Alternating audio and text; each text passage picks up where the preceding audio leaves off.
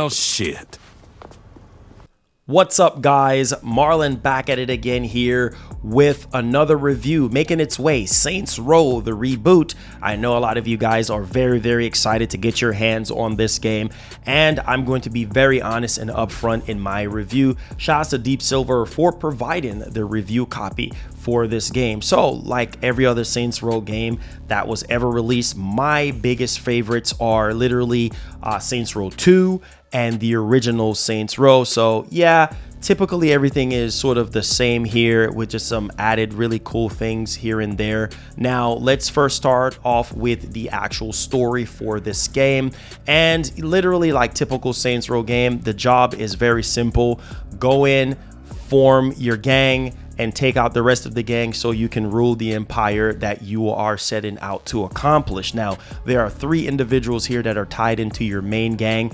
Their names are Eli, Nia, and Kevin. All of them have unique abilities. You play the boss. You're the boss. Literally, you control everything. You can recruit people into your gang. There's so many side missions and things to do in this game, which is really awesome, just like all the other Saints Row games. Now, the interesting part here is that Kevin, he's a part of what we call the Idols. Now, there are 3 main gangs inside of Saints Row the reboot. Now, one of the main ones that I will say that really stood out to me is the Idol gang and everything. And I don't know, it's just the colors and how they kind of present themselves. And then you have the Panteros.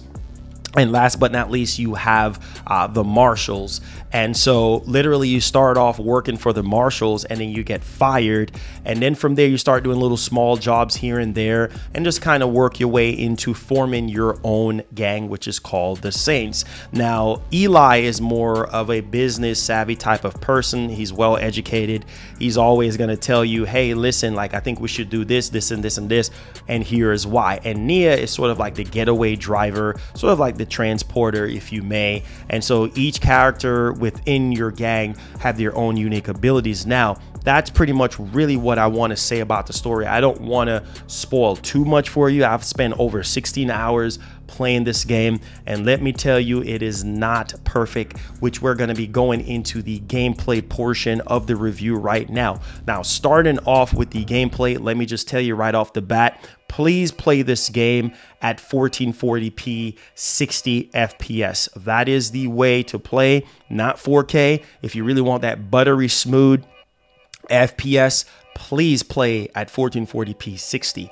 Next off the bat, I really want to talk about the world, Santo Leso, and I'm just going to be honest with you, the world is dead. There's not really a lot of stuff that is really going on into the world to really kind of pull me in. There's not really a lot of NPCs, and that's just my opinion. I felt like the world just needed more NPCs and just to feel more lifelike, in my opinion. So this is like a Wild West type of feel when it comes to the world. Also, the combat is not very good.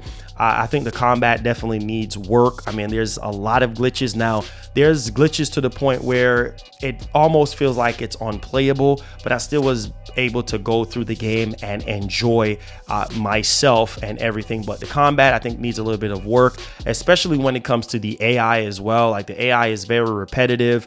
I've seen times where I'm going up to the AI and shooting, or I'm literally, hitting the AI or something, and they're just like, just in a daze. AI definitely needs work there. You do have executions that you can really do, which I think it's like really cool. You definitely can lay out, I believe, 4 different executions, and you have to wait to kind of for it to go back up. Like, you can continue to shoot and continue to fight to get it up, and then you press Y, because I'm reviewing this on the Series X, and then you can start really doing this really cool animation, sort of like a finishing move, if you may. And also, I think that another really cool thing that I think would add more flavor to the actual gameplay is the voice acting. The voice acting can be very, very cheesy at times, and I'm just like, man, why is he repeating himself about this and this and this? But that's what you expect from, you know, certain games and everything. Modifying your cars is really cool. That helps with the actual gameplay. There's tons of side missions. Your phone, obviously, like the main meat and potatoes to do like your missions, wanted missions that you can do. Obviously, your main missions, there's rewards. Customizations of your character is really, really good as well. Customizing your gang. Obviously, you're going to get a church where you can actually customize that, take pictures and what have you, to kind of really solidify you as the best, right? Which is the Saints, in my opinion. And so I think that as a complete package, the game is not perfect when it actually comes to the gameplay. Now, I wish that you can actually take cover, but you can like roll and stuff like that into cover and what have you. But the shooting mechanic, I think, could be a lot better as well. Sometimes I'm trying to shoot and it locks on, and for some reason, it's just not registering. So I think a lot of the glitches that I was experiencing could be ironed out with a patch or something like that. So another really cool thing is the wingsuit, where you can just jump off of a building, or if you're in a plane or something like that, that is also really good as well. It just adds to the gameplay with the executions and everything else that you can do. There are certain missions in the game that I feel like really makes you really enjoy the experience a lot better than the other Saints Row, in my opinion. Now, there are certain things that was like renamed, different from the other Saints Row games and what have you, but I think it's actually really, really good. To really end off the gameplay, I will definitely say the cars, like how the vehicles drive in the game, they have a stiffness to them, but it is okay.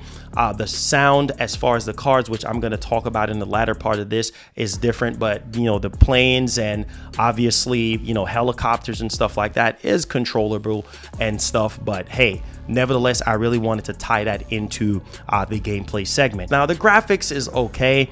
Nothing here that's gonna blow you away graphically. I think the graphics are pretty decent. Like, as far as the character models, I think they did a decent job as far as the graphics. And earlier, like I said, 1440p 60 is definitely the way to go when it comes to each gangs and how they kind of stand out graphically. I think they did a great job aesthetic wise, and with the actual world. I just feel like the world of Santo Ileso is just dead. They just need to add more flavor in there, but the world itself definitely looks good. I can see there's a lot of pop in here and there whenever I am going through the actual world and stuff, but graphically it's decent, right? Sound is good. They have a lot of copyright music in there. Obviously that adds to the experience. The weapons, they sound really good. Obviously the cars, they sound really good. Helicopters, like you could tell when you're driving a truck from a car or a helicopter or a plane, whatever the case may be. Voice acting, like I said before, could be a little bit better, but it's okay there. So sound is pretty decent as well. Now, as far as the controls, yeah, I'm playing on the Series X, and let me tell you, when it comes to the controls, they're okay. They're not sloppy or anything like that. It's just that sometimes you're doing certain things, like I'm guessing you're trying to fight somebody and then the punches are not registering, or the shooting is not registering. So I think in that aspect, it affects the controls portion of the game. But when it's actually working good, it's actually working, right? But there's a lot of bugs and glitches sometimes with the actual control and your character that you're controlling, which is the boss. So really wanted to highlight that aspect of everything. And as far as the replay value of this game, yes, there is co-op campaign, which I wasn't able to get into. So I think there's tons of replay value after you finish the main story here. You can do, side missions if you do get bored and everything like that. So I think it's tons of fun to have in this game. And that's literally what these open world sandbox games like GTA really kind of offers you. And because of the glitches, because of the issues that I was having in the game and have to restart my Series X, a few more times than I'm supposed to, right? I think I'll give this game a 7.5 out of 10 based off of the bad experiences that I was having with all the glitches when it comes to the gameplay.